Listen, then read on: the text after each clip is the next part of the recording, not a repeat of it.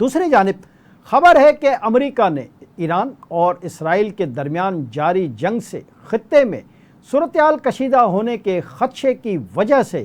قطر میں موجود امریکی فوجی اڈے سے اپنے طیارے ہٹا لیے ہیں۔ پلینٹ لیبس BBC کی جانب سے شائع کی گئی ان تصاویر کا بین الاقوامی میڈیا کی ایک رپورٹ میں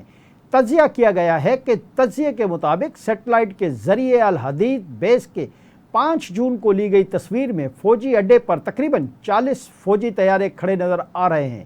جبکہ ایران اور اسرائیل کے درمیان جنگ کا آغاز ہونے کے بعد 19 جون کو لی گئی تصویر میں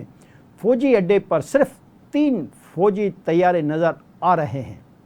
اس حوالے سے قطر میں موجود امریکی سفارت خانے نے جمعرات کو یہ اعلان بھی کیا ہے کہ خطے میں جاری کشیدگی کے پیش نظر امریکی فوجی اڈے تک رسائی محدود ہوگی۔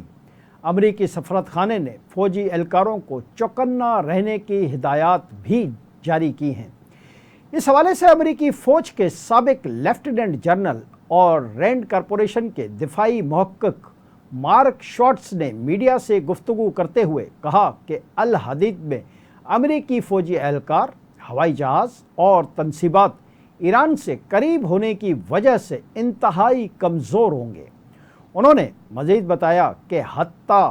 کہ شارپٹل بھی امریکی طیاروں کو ناکارہ بنا سکتا ہے۔ انہوں نے یہ بھی بتایا کہ ہم امریکی افواج، اہلکاروں